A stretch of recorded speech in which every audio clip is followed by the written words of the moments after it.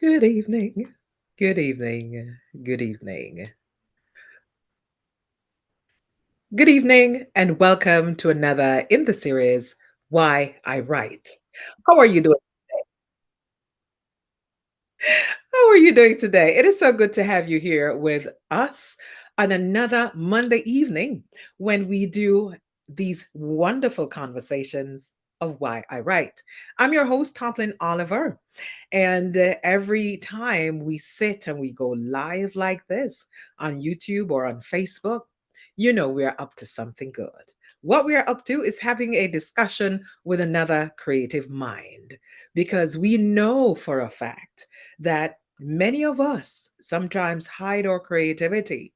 Many of us lack that confidence, that get up and go to write that book, write the play, to become an actress, to become a musician, to write those songs, write the poetry, to publish whatever work of art you choose. And we are here this evening to simply inspire you when it comes on to anything creative that you would want to do for yourself. This evening is no different. We have the opportunity to have a wonderful discussion with a gentleman whose name is always mentioned with the utmost respect in the Jamaican theater circles and whenever we have productions traveling in the Jamaican diaspora or the Caribbean diaspora. His name is always mentioned with such reverence. We have as our very special guest tonight a gentleman who has been directing stage productions from as far back as 1986, over 60 productions. We're going to hear his story tonight. So please help me welcome to our Wire Right stage, Douglas Dougie Prout. Welcome, Douglas. How you doing? Good to see you, man. It's an honor. It's a privilege. It's good to see you first and foremost. It's been a while. It's been a minute, and we should Yeah. rectify that soon. But I know it's been a great to long, be long here. minute. Yeah, yeah, yeah. So Look, I am just going to be here. I'm just dropping this link over in Facebook. I just sent you the link in your messenger, Dougie, so you can thank you. share with your We do. friends and family and let them know Certainly. that you're on so that you're able, we're able to make this connection because the beautiful thing about Wire, right? We build a community where all beautiful discussions are welcome. All our friends and fans and family, you know, we just love to have them here with us as we do Why I Write. So I'm just giving folks a little time to join us. I see that you're with us, Marilyn Balentine. So good that you're able to join us. You're right here, right on time. So we're glad to have you. Let me just put this in here to let folks know that we are on right now and we are about to have a good chat about what it means to be a director in the creative field. All right. So we want to send that over so everyone knows that we are right there. Dougie, how was your Monday? It was a restful one, a peaceful one, a quiet one. Had time to think today. It wasn't rushed. It was not a stressful day by a long shot. I got Mm-hmm. a lot of business done on my computer. So Mm-hmm. stuff that I've been putting off. I had an invoice to send off because we got to work, We we have got to to make the eat. money. We have to make the money. We That was have to done. eat. But yeah, you are crowning off my evening well. So I'm Listen, grateful we're for the glad for that. opportunity. First of Really all, is a privilege to be here to sit with you. Really. yes, man. Thank you so much for taking the time to sit with us here tonight because I know we're going to get into some deep discussions All right. about what it is that we do on the directing side of theater. Because you know what? Not everybody gets to get the chance to direct a well written production, Not everyone gets the chance to even work with a director such as yourself. So when we have this opportunity, it is good. I mean, I've worked with some directors, some of the best directors in Jamaica, from the Bobby Gisays to the Dennis Scotts to, oh my Wow. goodness, so many. I've gotten the Dennis opportunity. Scott. Um, Wow. is it Yeah. Mike Lloyd Record? Yeah. Um, Phenomenal. Phenomenal names you just Listen, mentioned. so, and what always fascinated me about you directors is that you are able to corral a whole group of different talents and personalities, whether you're directing someone doing a one-hander or if you're doing a giant musical featuring 50 cast members Yes. company, then you have to be managing your choreography and your set design and all of that stuff. And I want to know what goes on in the mind of a director such as you when you get this work done. But we're gonna roll it all the way back Okay. Okay. to, 'Cause that's a massive, massive question. I know, So right? layered. It is so layered. Yeah. Listen, so we're gonna get into that. So that's just a Mhm. preview of where I'd love us to, delve into and get it going.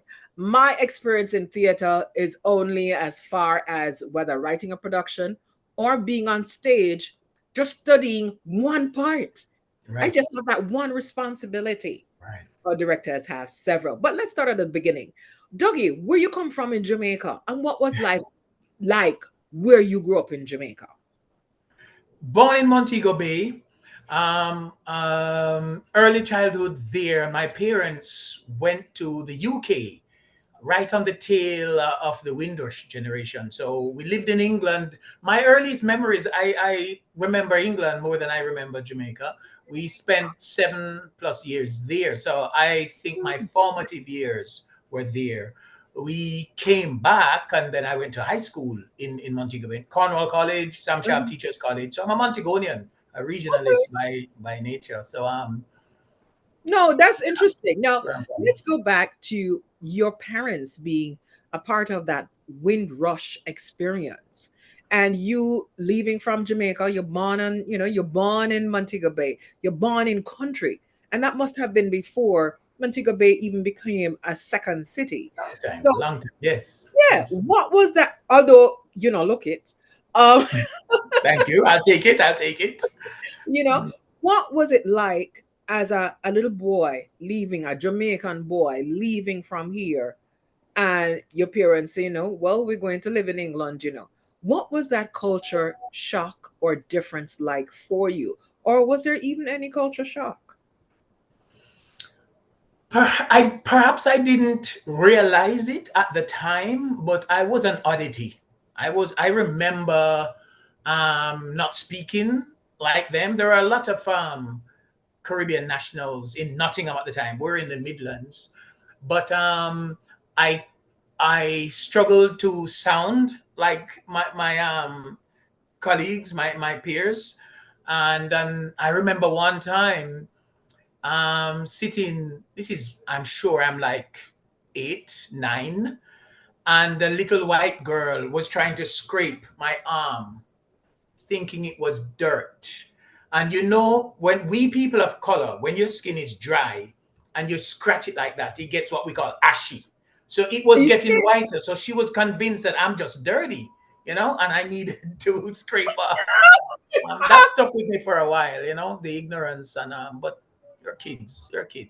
Mhm, But mhm, mhm, I think I had some good teachers in the primary school there that saw something in me, and I got involved in sports firstly, and then English, language and literature. And I remember doing a little play while I'm not yet 12, because by the time I'm 12, 13, we came back. So I felt that I had something at that time, and I had this knack of making people laugh.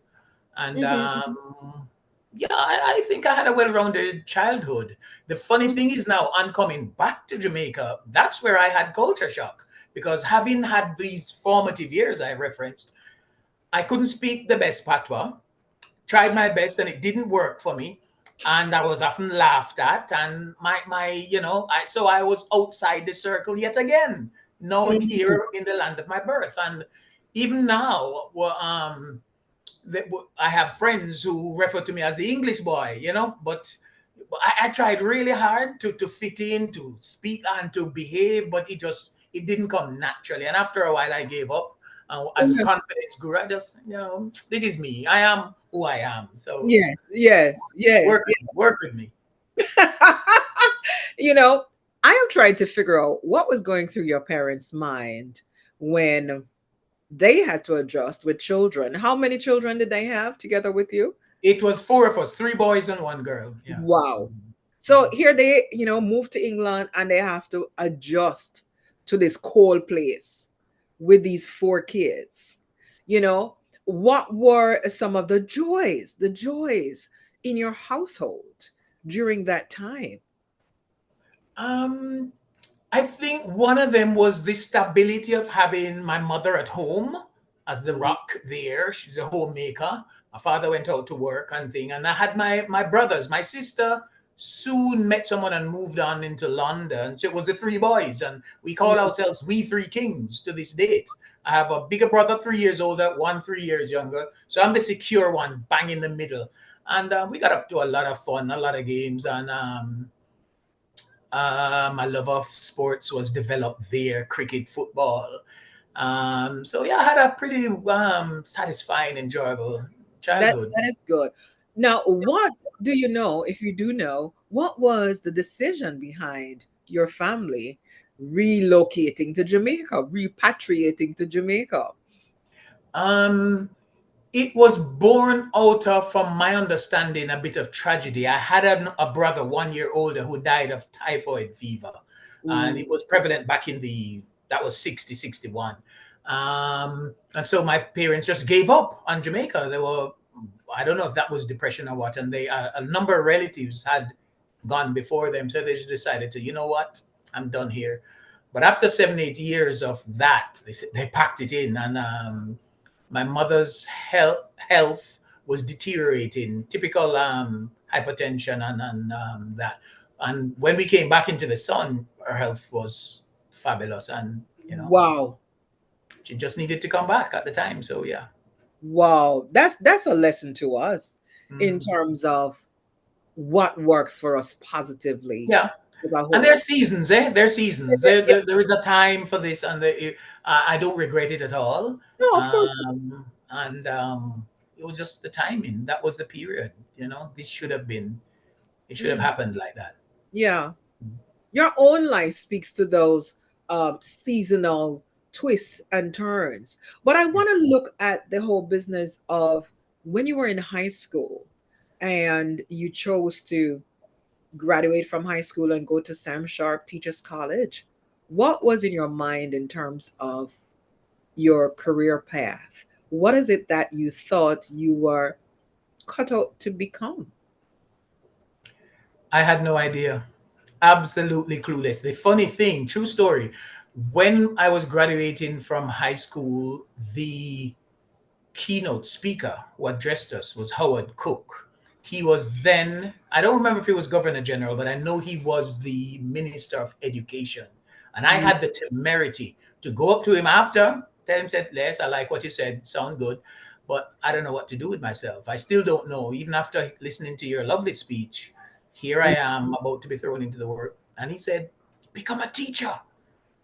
There's a new college being opened up this year because I was a pioneer of the college. And his niece, Cecile Walden, she taught me in Cornwall and she was a lecturer there. So I felt some connection.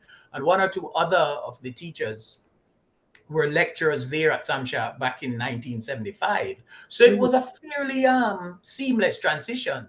mhm. And to crown it off, my English teacher, who I loved immensely, she got me into Schools Drama Festival, which is where my love of the arts began. I did a Shakespeare, I think it was Julius Caesar, and something else. We did some plays in Schools Drama Festival, and she was the one who said, now that you're leaving school, there's a theater in Montego Bay that just opened the same year, 1975.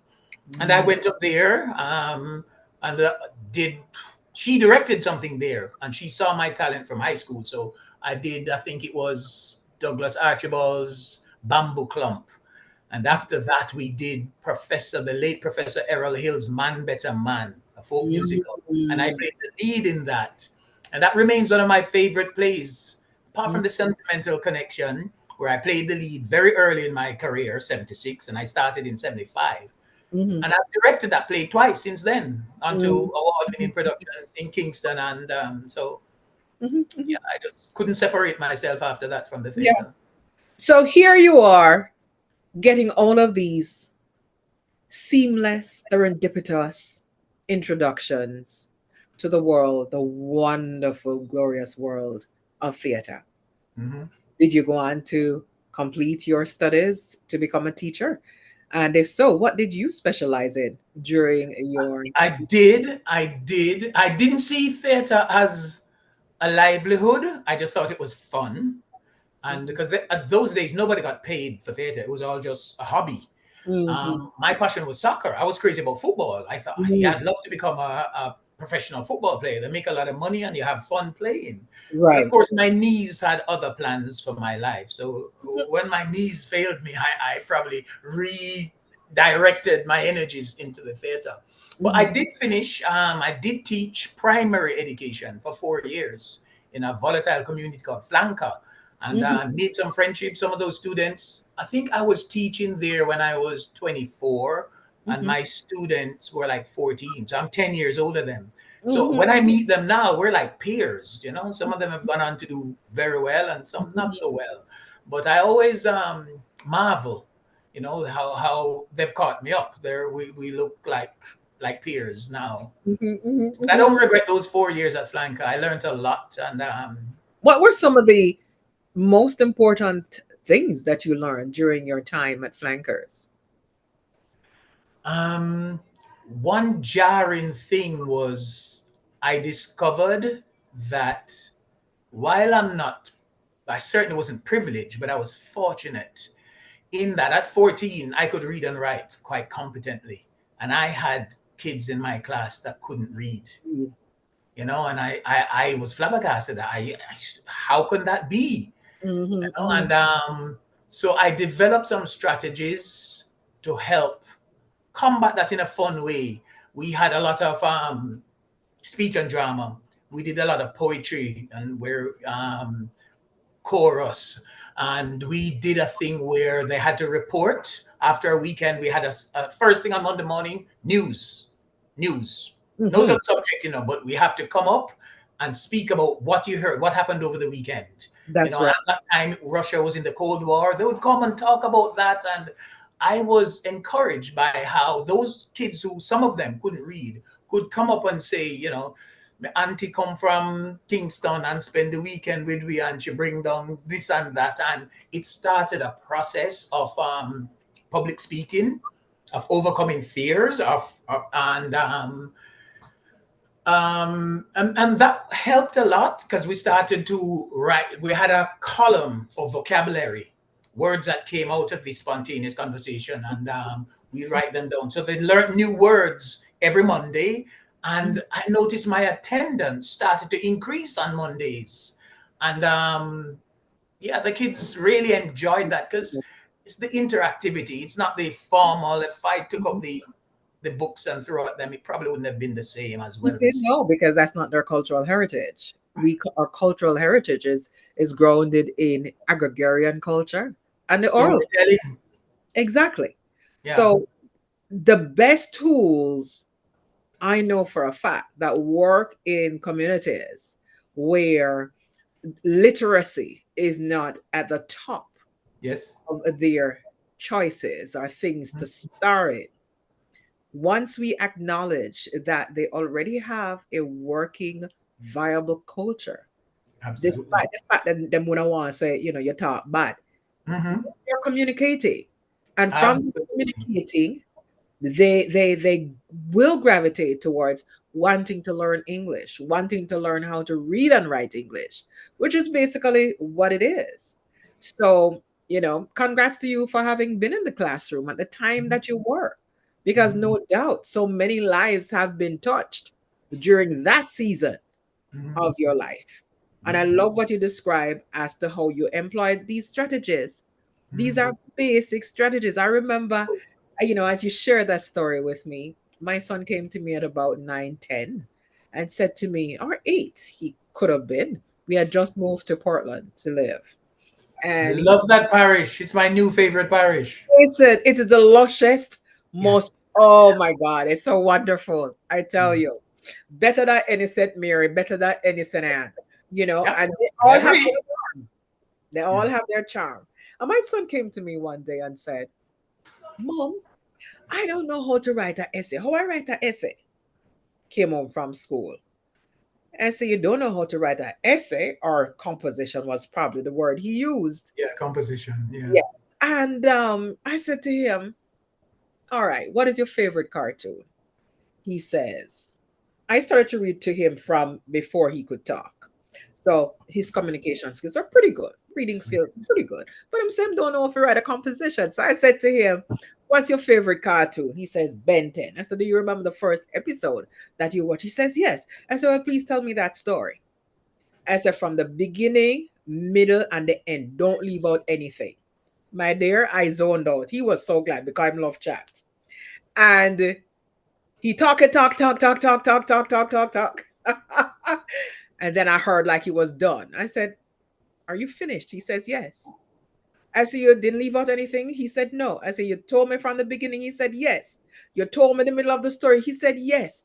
I said, you tell me the end? He said, yes. I said, are you sure? Yes. I said, that's how you write a composition. You He went, open doors. Yeah. yeah, Yeah. he said, wow. And ever since that day, every time he wrote a composition at school, the teacher always asked him to read a composition because he got it. He got it. And I was Thanks just to you, starting, Mom. Thanks to you. you know, Yeah. and that was just starting. That was at the beginning of the teacher part of my own career, Yes. because I had been in communications before that. So, yes, using these techniques to help our young learn something new, we have to be mindful and recognize that all pedagogy is not the same pedagogy. Thank So you. that's great. What took you away from teaching? I was 27, 28, and grudgingly, reluctantly accepted that I'm not going to make it as a professional footballer. Mm, And at that time, I was starting to feel the need to maybe settle down, think of a girlfriend, possible marriage, maybe kids.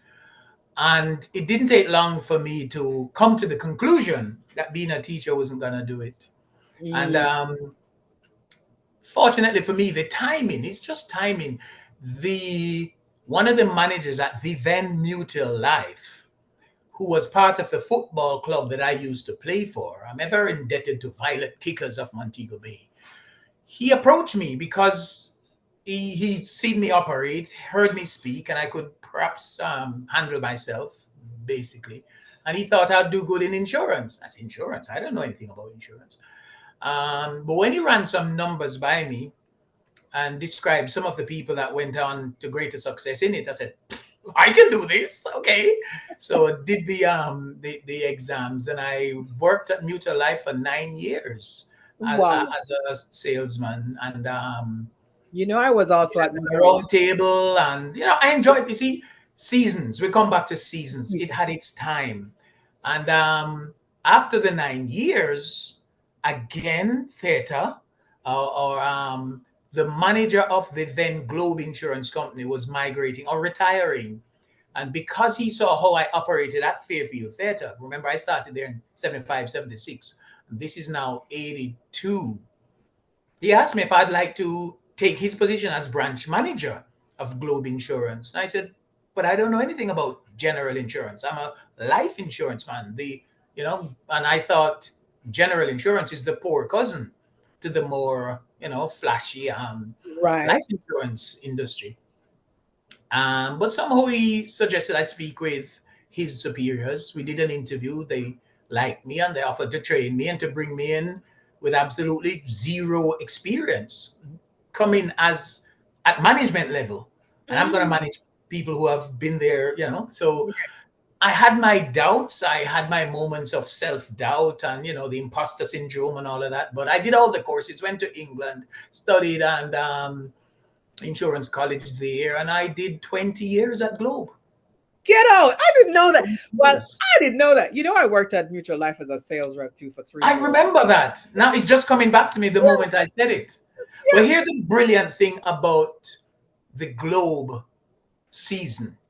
Hmm. When I was at Mutual Life, every time I was in a play or directed a play, my production would nosedive. So I used to have to like hide from my manager because, Prout, what's happening? You're not, your numbers, you're not Right, meeting your right. quota. And I felt torn because I got it that theater doesn't pay me and selling insurance does, but the theater was what satisfied something in me. The theater Mm, was what made me feel in my element. I was happy, I was challenged, I was. So the good thing, when Globe took me, they took me on board knowing that I'm a thespian, and mhm. they backed some of the plays that I did. They produced them. They pumped Wow. money into the little theater. And I wrote Wow. a play, I don't remember the year now, submitted it for festival and it won a silver medal, family affair. And they pumped the money into it to make it come alive in Montego Bay. So I Wow. thank Globe for that wisdom or latitude that they gave me permission to express myself creatively. So I didn't Wow. have to hide anymore. I'm embraced because my manager said to me, they're proud that they have a manager that has another skill set because Yes. especially general insurance people, they're famously boring, and linear and so they were happy and I felt, whoa, what this is heaven. So Listen, I again, did another blessed serendipitous opportunity. My absolutely. goodness. So you spent many years in insurance in your professional life while you were growing your professional stage directing life. What was the very first play you got the opportunity to direct? What year was this? Back in 1986? 1986, I did Trevor Rowan's Schools Out. Now, hold on. You just a start, direct play. And it's Trevor one play you get for direct. Never have no sense. Me never know better. So, how did that connection start for you to be directing a Trevor Rowan play?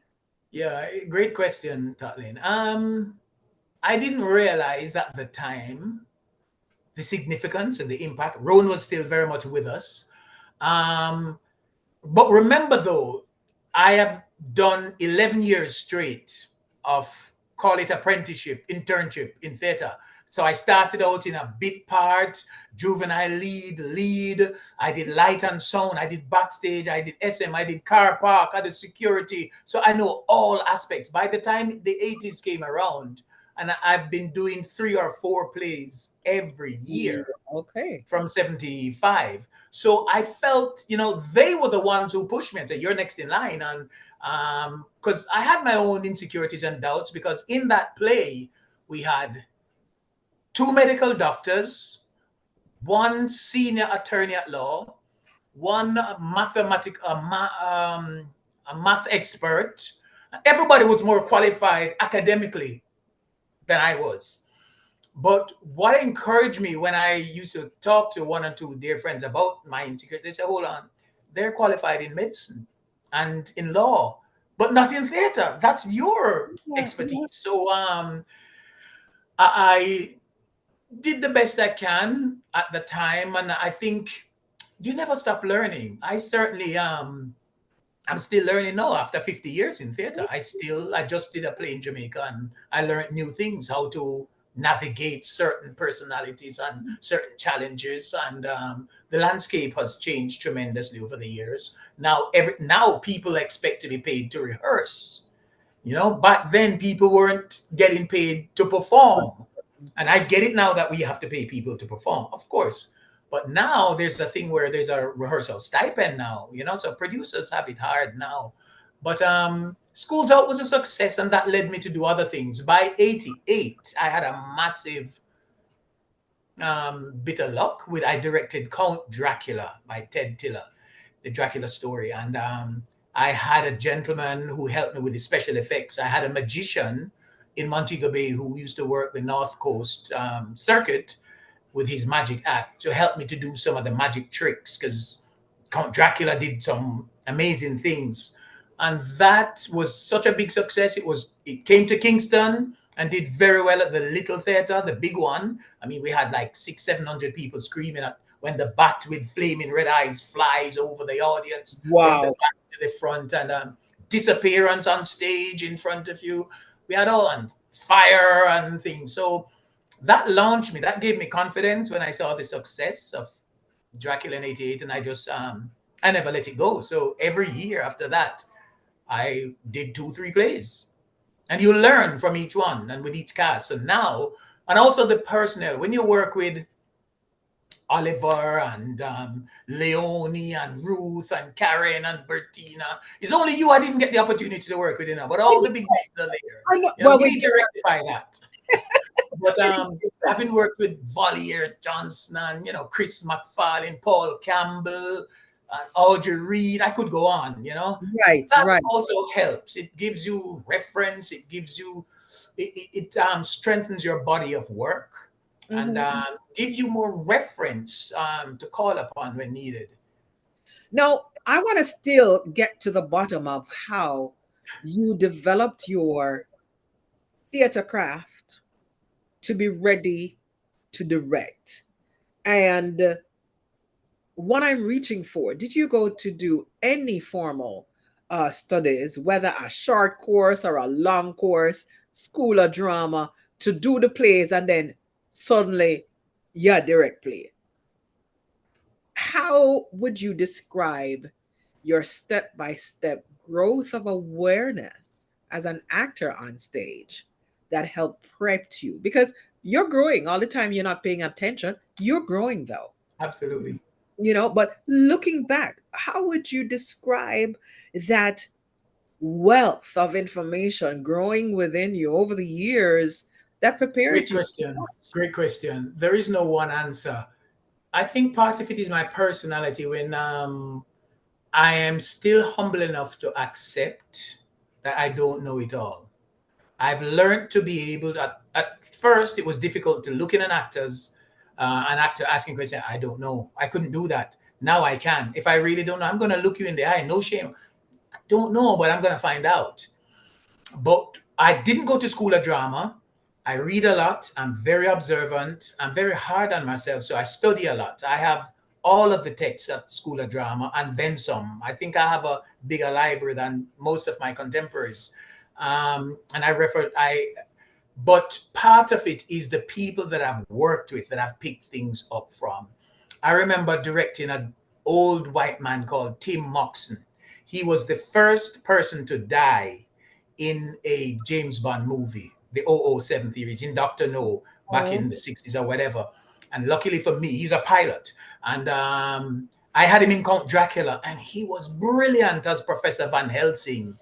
And so this caliber of retired expatriate, so it helped to provide me with the scope where I can do English, I can do American, the Neil Simons, or American English, Dan Ackburn. I can do Shakespeare. I mean, I can quote Romeo and Juliet right now because I played Romeo back in 82, 84. I've had a wide spectrum of exposure. And mhm. I have been credited for changing the hue of Fairfield Theatre. It used to be like a Lonely Hearts expat organization where the yacht club set would come up there in the evenings. And Mm, once I came up the realm as the director of choice or the artistic director there, and I was the chairman there for like 20 years too, I started to do Patrick Brown, David Heron, Louis Marriott, Trevor Rowan, we just mentioned, and of course, Basil Dawkins. I consider myself a student of Basil because I've directed 11 world premieres for Basil. So doing a world premiere is a slightly different skill set from doing a play. Like if I take up Old Story Time now, or I mm, take up Run for Your Wife, Ray Cooney, you can go on online and look at how it was done, what the set was like, and pick up some things because you're not doing the defining the world premiere. So that was something that descended upon me, where I have been fortunate to have been asked to do a lot of world premieres where I am giving birth to this piece. I am allowing this script on a white piece of paper to stand up and Right. come to life, and that equips you for doing more of that. And I love doing world premieres where I have a blank canvas on which to splash colors and enjoy. Listen, I love that. I love that. I'm just here looking at your long list, almost 60 productions over the years, Hmm. and I'm looking at all the ones that I saw. Same song, different tune. I saw Love that. that play. Yeah. Old story time. I saw that. Mhm. Loved it. Dear Counselor, I saw that. Against His Will, Feminine Justice. I Yeah. saw that. Love and Marriage in New York City. Another David I was Heron. still acting those days. Yes, I acted in the world premiere of Against His Will and Love and Marriage in New York City. Yeah. And then I I directed them after. Yeah. Yeah, I saw that. Toy Boy, I saw Mhm. that. What the hell is happening to us there? I saw Oh, that. definitely. I saw True Colors, Woody's Last Stand. I saw that. A Gift from Mom. Very touching story. Moon I saw Pushing. that. Yeah, Against His Will. Yes, I saw that. Where's My Father? I saw that. I saw. Oh, That's I one of my favorites, by the way. Where's My Father? I loved it. Dawkins in his element. Love that play. So, awesome. yeah. Well, Run for Your Wife, Divorce Papers. Listen, I saw so many of these There productions. you go. I Didn't question, know this. I did not know this, Kathleen. So I'm flattered and honored and blessed to hear this. as I said before at the beginning of this conversation, your name was always spoken with such hush, honor, and reverence in Thank our you. theater Mhm. circles. Man. And whenever a production was coming off a Dougie, then so you're going to see something really, really good. Thank you, my friend. Thank you. What makes a script a good script for you to want to put your directorship on it? Thank you for asking. Because I don't want to do any and everything. There's certain things that in here I am now in Alberta, and I'm fortunate that I just moved here last year, and within 2 months I've connected with someone and directed a play here for November, December. Grateful. So I'm starting to establish myself here, and there'll be more work coming from that. But I've seen some scripts that I'd say, you don't need me for this. I want to be challenged. I want to be able to see a story. I do a lot of vetting of scripts. I help young writers with ensuring that they have substance and script logic and it makes sense. So I want meat on the bone. I want to be able to see that there's something here and the characters are well drawn and there's an arc, there's a central spine, and the story is strong. Once, because that my thing is that for a successful play, you got to start with a strong narrative, right? The script is king, right? Content is king. So you start there. If you have a strong script, cast it well. Casting is like people say 80% or even Mhm. 90% of the business. And then if you have strong directing, you're gonna have a good show. You're gonna have a critically successful show. That doesn't mean people are gonna come. That doesn't mean you have box office success. I can't Right. guarantee that. That's not my forte. I'm not very good at producing. But if you have a decent script, decent direction, decent cast, I try to do that every time to Mhm. ensure that those three parameters are. Are met. Oh yeah, yeah. One of our viewers right now, Andrine Bonner, is saying that, you know what? Toy Boy came to Los Angeles and I hosted some of the talent at my Oh, place in Burbank. that's And awesome. yes, and it was a brilliant production, you And it's a know? two-hander. Only two, and people would think, oh, two people are gonna be boring. I can't watch that. It was brilliant. Valier Johnson and the late Valier and the late Leone. Miss Lee. Yes, I remember that. Wasn't that the show that had the line, well, fear, more no favor flowers to me? That wasn't it, is it? I No. don't remember. I Mm-mm. know Manayard. I remember the ending line. He said Manayard when he Yeah. moved in to live with Yes. her after she came home. Yeah, some I think brilliant that lines. was it. But you know what? It was such a precious story about a woman and a man coming Yes, together who are not yes, of the same social class.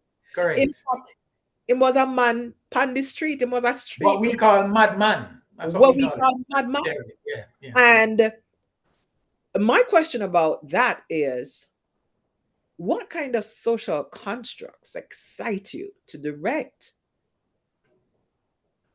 Um, I like conflict on stage because that's an necessary driver to engage and maintain audience interest and focus. Like, okay, I wrote a play. My most recent piece is Con Artist. And as you mentioned, social construct. I wrote this as a Montagonian because Mobe sadly is known as the scammer capital. All right. So I wrote this piece about two scammers. And it is the desire was to impact young minds in particular, to see a flip side of the dangers of the scourge of telephone scamming and how it impacts young minds. So I have known students that say when they leave high school, they want to become a scammer because they see the people driving the Mark X Toyota and the bling bling, and that's their ambition to become a scammer. And I found that so sad that Okay. I have teachers who have told me that grade 9 student, not even high school, grade 9 high school, would say to the teacher that look at you, I take taxi, I come at work. And me have two taxi on the road. Me build my house for your mother, me have a minibus. And you come tell me about education? Me just come because my mother said I must go to school. But so that is what con art is. That is the challenge of con artists, why I want to take it into schools, hopefully starting October. It's run successfully in Kingston, but the desire now, I have letters pending at the Ministry of Education and Ministry of Culture to give me a foot into the schools so I can move around the island with this play that jolts the mindset, that challenges the thinking Mhm, mhm, mhm. that scamming is a viable employment option. Yes. Mhm. You know, that hinges so very close. There are two thoughts that come to mind as you talk about that scamming Mhm. livelihood that has been so well cultured Yes. in Jamaica, in parts of Jamaica. Reminds me of when I used to be with Heart Trust, and we would do training sessions for the hospitality staff. Of course. Of course, we would do role play. Yes. And I'll never forget one young man, brilliant young man, when we were talking about what do you want to do, as your ambition. His line in the role play exchange was, well, me want to turn a baby father. So it's kind of the same Yeah. ilk. Yeah. What an ambition, eh? Yeah. But Yeah. also, as I think about what you just said in terms of creating theater, creating drama for change, because that's what you're doing. Hmm. Creating drama for change, Hmm. it is a very effective way to change mindset Yeah. Yeah. because you get to see Absolutely. that thing dramatized.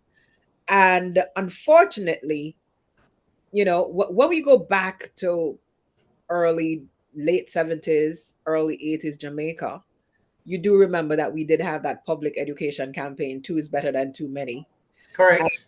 yes, and Very about well. a girl from math school, the math student from high school or whatever. But Hmm. those kinds of scenarios are very effective Oh, when of it comes up, course. you know? So Yeah. what I'm hearing you say then, Dougie, is that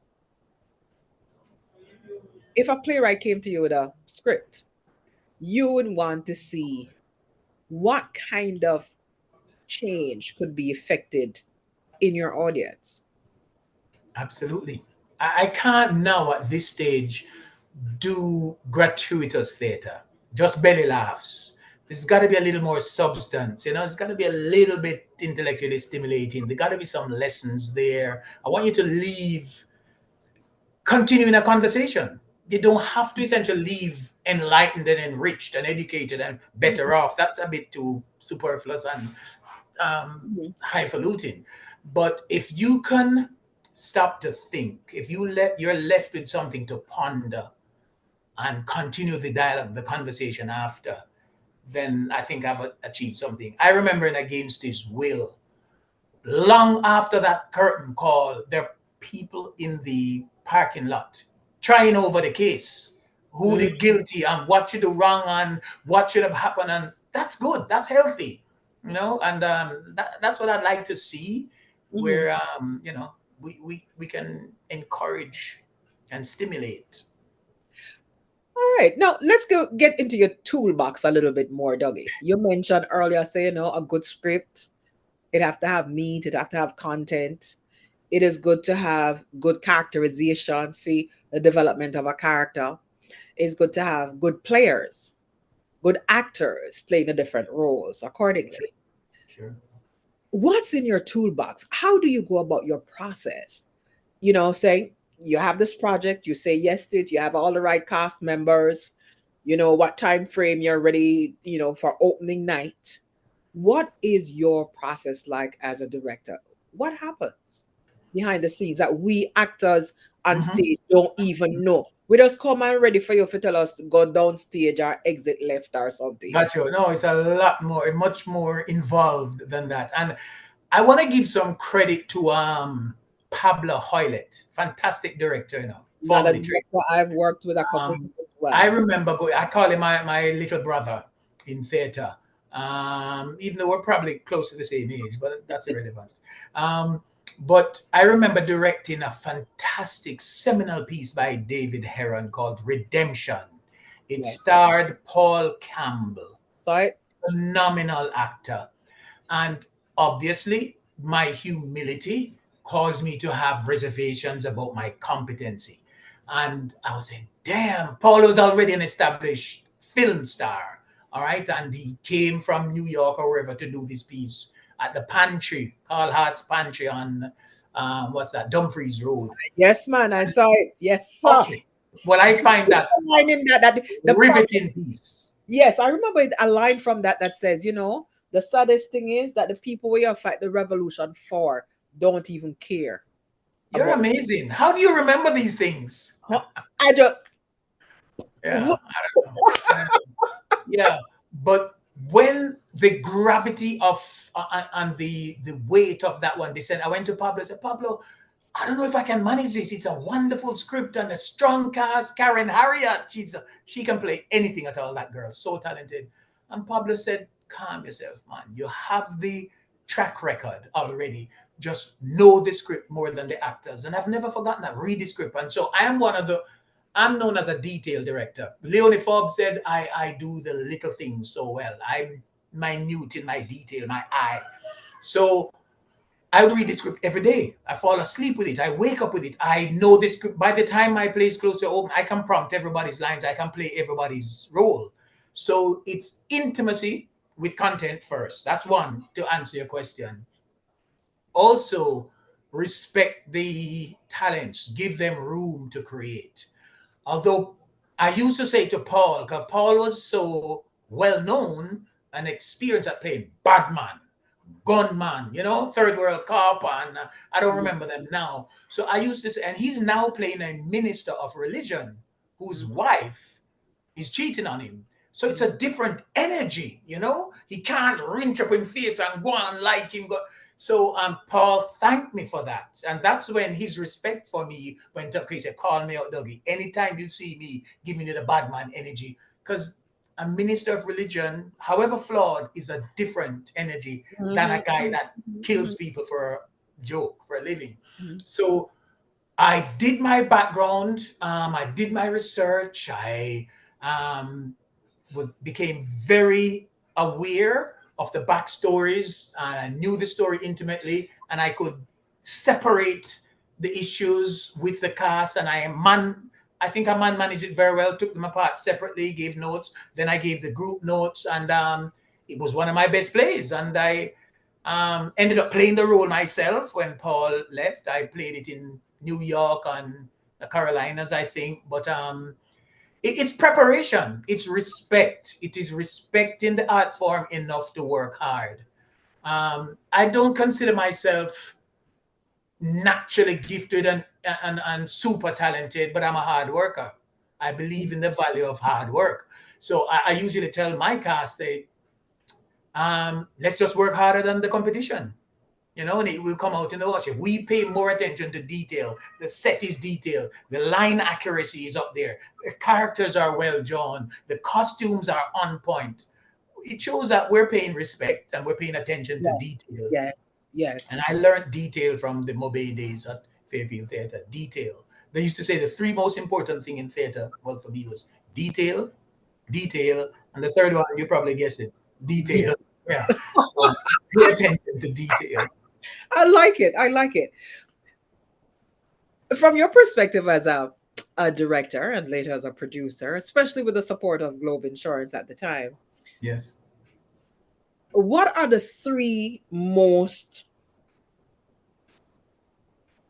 I don't want to say outstanding, the three most identifiable types of audiences? Audiences. Wow, I've never thought of that before. Um, Because you see, as a director, when you direct your actors in the content for the mhm, stage, for your mhm. audience to come and sit, you are more or less able to kind of foresee the kind of reactions you Yes. get from your Yes, audience. absolutely. And you see, the Jamaican audience, you have one set of audience that just come to laugh. They just come for a good time. They want to laugh through everything. You're playing pathos, you're playing drama, you're playing tragedy, and they just want to giggle at everything. And I think it was the same redemption. We were in New York, maybe, and Paul is a powerful, strong, deeply immersed, internalized method actor. And I remember in the first scene, we had an exodus. I'm the director in the back of the room, sitting with light and sound by the tech booth. And I saw a lot of ladies walking out. Ladies with huge blonde hair, huge fake gold earrings, powder in them chests and thing and thing.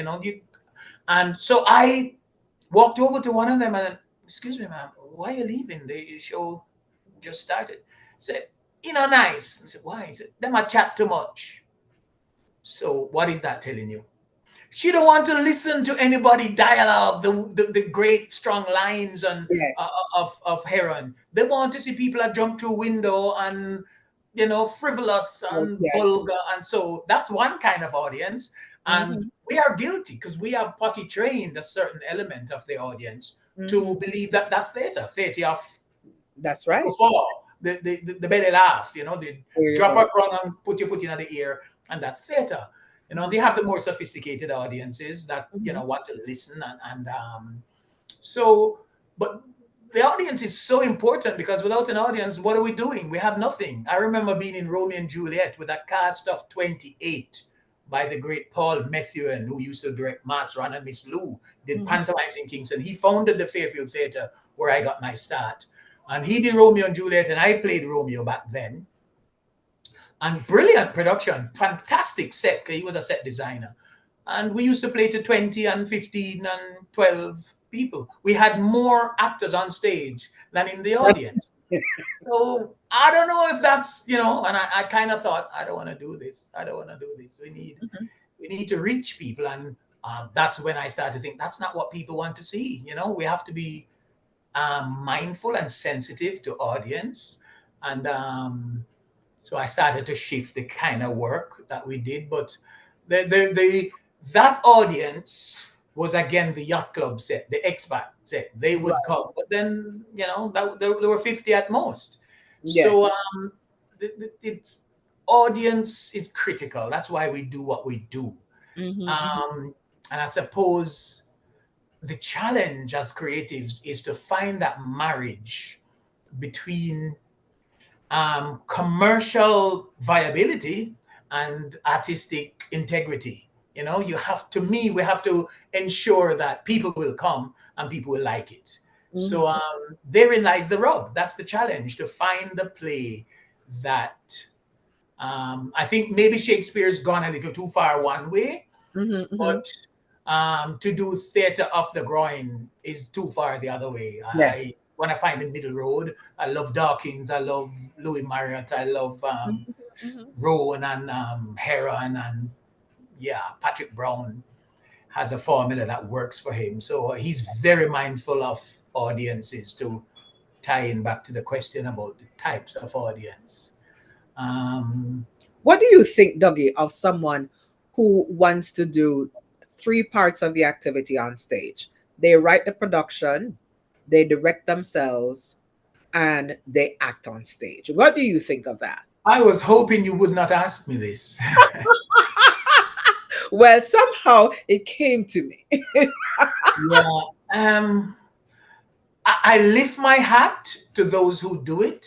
Mm, Um, I'm not a fan, and I have perhaps acted in one or two plays that I've directed because I believe I respect the division, the compartmentalization. I believe that something is weaker for that because you can't be all things to all people. If you want to write, write and allow the director now to interpret and to come together with you. And there are at least two persons in Kingston now mhm. who do that. One with greater success than the other. They both shall remain nameless. But I'm not so keen on it because I just believe something suffers. And again, because I'm a detailed director, I see everything. I see an eye movement or a little finger move. And, Mhm. I hear when you inhale a breath, and the Mhm. timing of that has to work with the With beat. what? Yeah. So I'd rather not. Um, and I just think that there is a value to be had from the synergy, from the coming together. On the collaboration of the various. The collaborative effort is everything. So yeah, I think nearly all my better works have been, especially since I said I've done a lot of world premieres, not that from Dawkins no less, and David Heron, two fantastic writers. They've worked for just that reason that I didn't write them. If Yeah. I write something now, I'll probably ask you to come and take a look. Could you direct this? Because I Yeah. think there are things that I didn't have in my head at the time of creation, and Right. they might work. If I think you're going in a direction that is not in line with writer intention, I will say so, and we see Right. what happens. But yeah, What? it works for some people, but not everybody. Which do you prefer to direct, musicals or straight plays? Um, One of my greatest successes in my career is White Witch.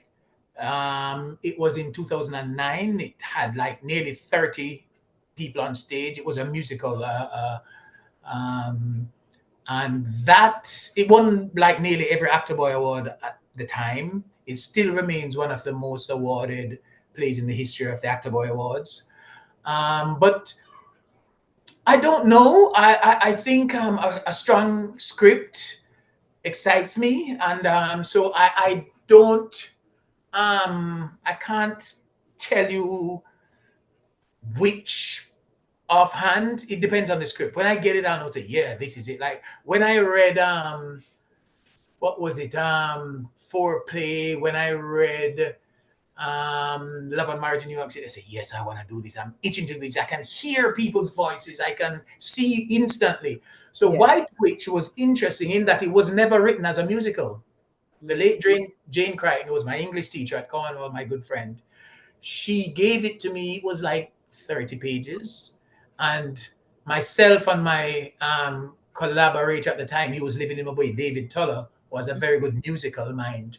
We decided, I wrote songs for it, and it became a powerful musical. And Mm. so that worked. So again, that's the collaborative spirit. That was not the original writer intention, but that was my vision. This Annie Palmer, this should be a musical, a slavery, and it is the rest is history. So yeah, I just I now went to the Rose Hall Great House 2 years ago for the first time in my life.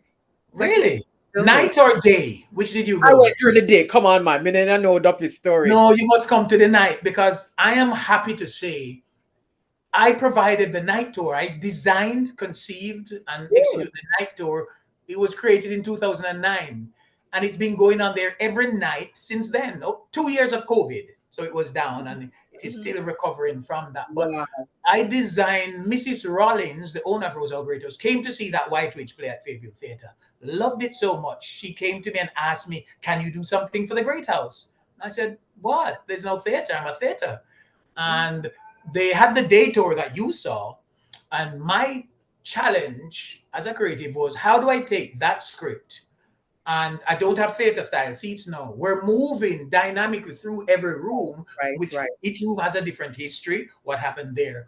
And we came up with a formula that each room, I start out slow, and more things happen. I have actors, 15 actors work for my performing arts company, Bay Vibes Company in Mobay, and they're on every Wednesday, Thursday, Friday, Saturday. We Wow. start at 6:30. Every half an hour is a new tour, and the tour is like 45 minutes, but if you are finicky, if you are not everybody loves a haunted house. So we use a haunted house kind of narrative.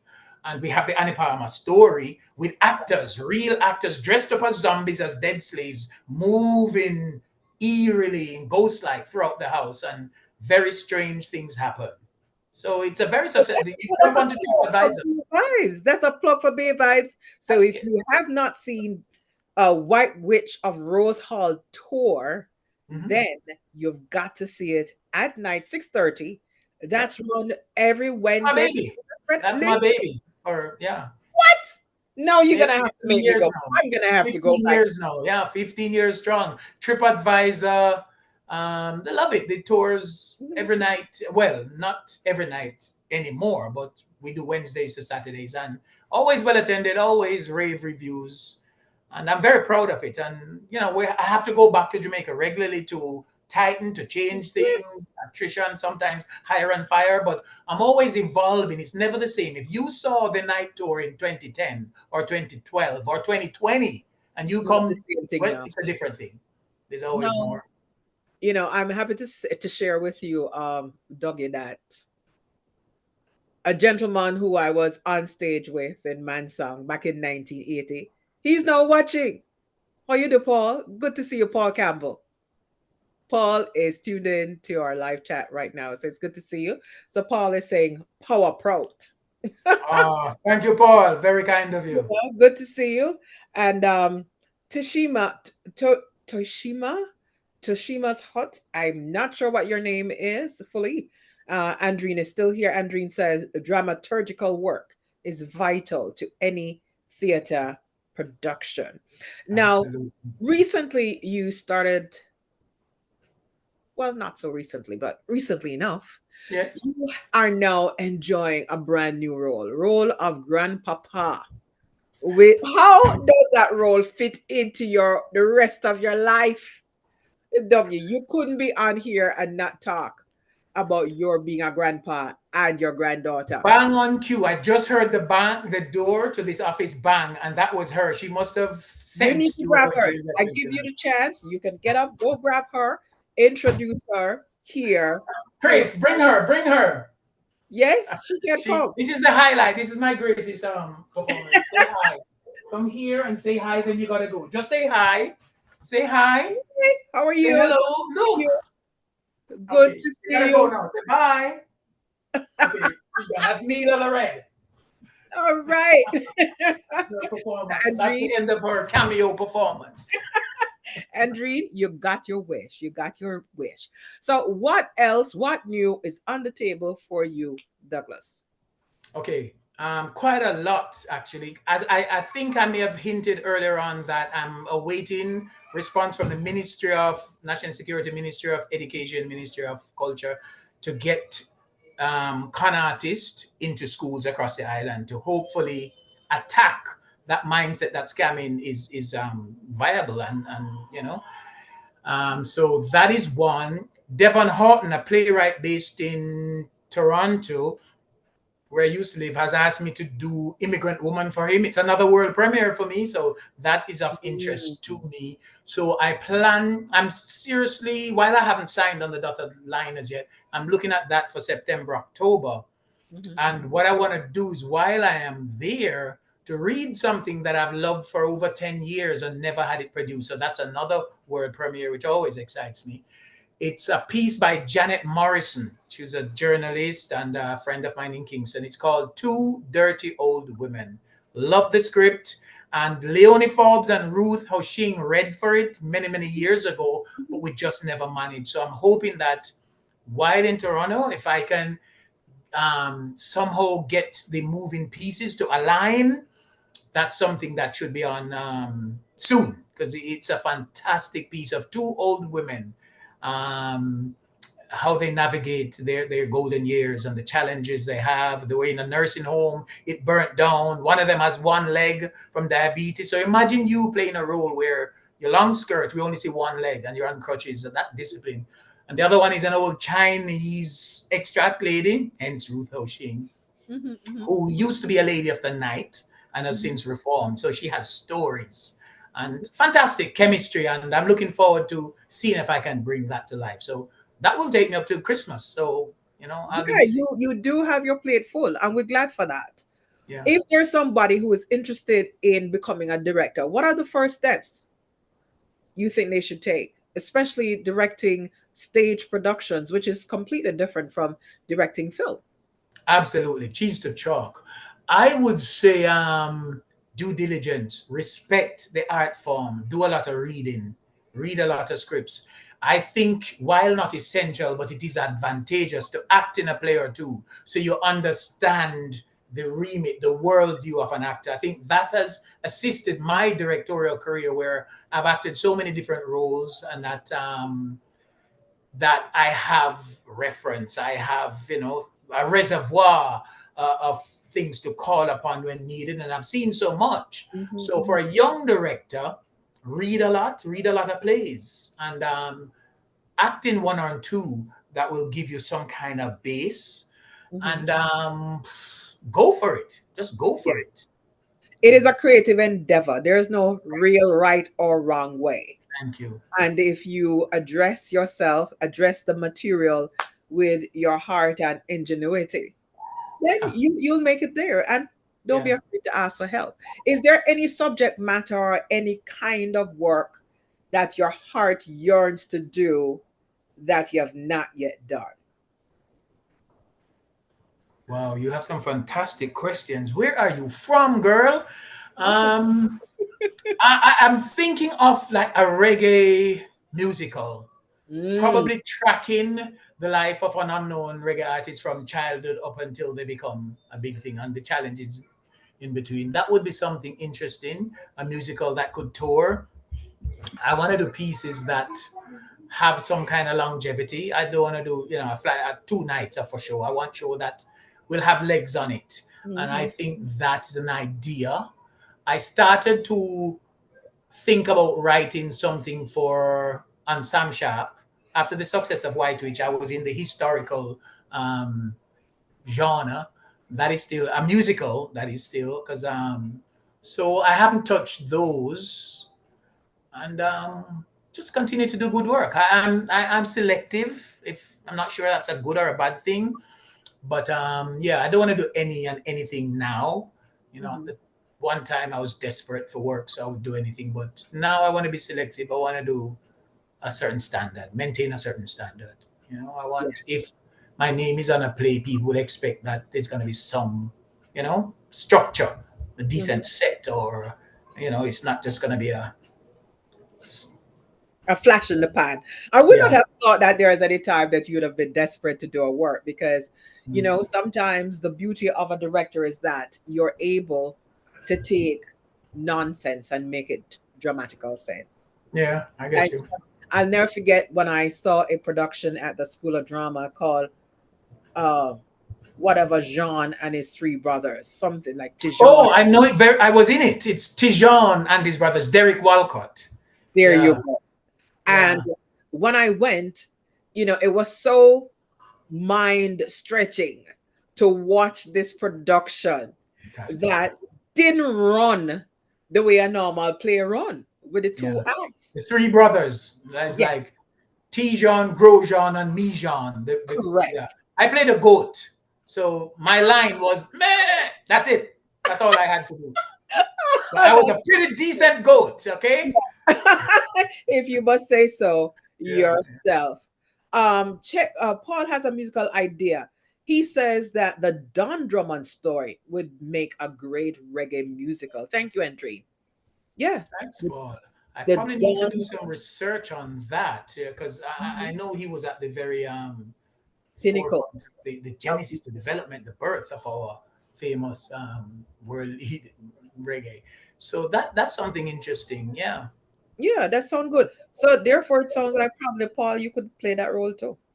Can What he do you play? say? What was the instrument? Was it trumpet or what horn he played? What Don Drummond played? What was the musical instrument, Paul? Was it a Trumpet. trumpet, a horn? He was a horn player. Yeah, he Yeah, was a horn player. yeah, yeah. You know, if So my you mind. see, therein you see how important casting is. Now I'm gonna have to find two or three persons if we're tracking his life that can actually play that instrument. Because Oh, you that's can't amazing talk about Don Drummond and you never see him actually blow to that. play. You Yeah, know, so yeah, that's amazing. You know what? We could talk forever. I know we absolutely. can. We're gonna do a second. We have to do another go round because Look there forward is to so it. much more to delve into as we continue. Now you have become an expat from Jamaica or to Jamaica, whatever you want to call it. How do you Mhm. find living in two different countries? You know, what makes you adaptable to where you are now in Canada? What would you say? Another great question. As someone coined, not very originally, I'm living my best life. There you I'm, I took early retirement back in 2010, whatever, at 55. So I had 10 years before then just to do this, to do what I'm doing now. there you And go. that has, while it has its inherent challenges, it hasn't been, a bed of roses, but I was able to, I waited until the kids were big enough, the wife was established in her career, kids are out of university, and I could me time. And I'm Yes. glad that I consider 55 young, that I Mhm. could just concentrate on the creative urges and grow where the creative breeze blooming. Use a very important word earlier. You said theater satisfies you. Yeah, And that's what you were able to do. I think that's yeah, probably one of the most important part of this absolutely. conversation, to be able to answer the call, which is really the thrust behind our Wire Right series. It Yeah. is for you to answer your heart's call, answer your soul's Absolutely. call, Yeah. answer your Know your spirit purpose. Know your to your purpose. Know why you're create. here. And Yes, yeah, I believe so. The response is that Don Drummond did trombone and trumpet. trombone and Yes, trumpet. There you yes, go. you Yeah. know. Thank So you. Thank you. yeah, we have so much more to talk about because we have just created a whole new set of possibilities just having this conversation. Looking for Okay, anytime, my friend. Anytime. thank you so much for your time Thank tonight. you for having me.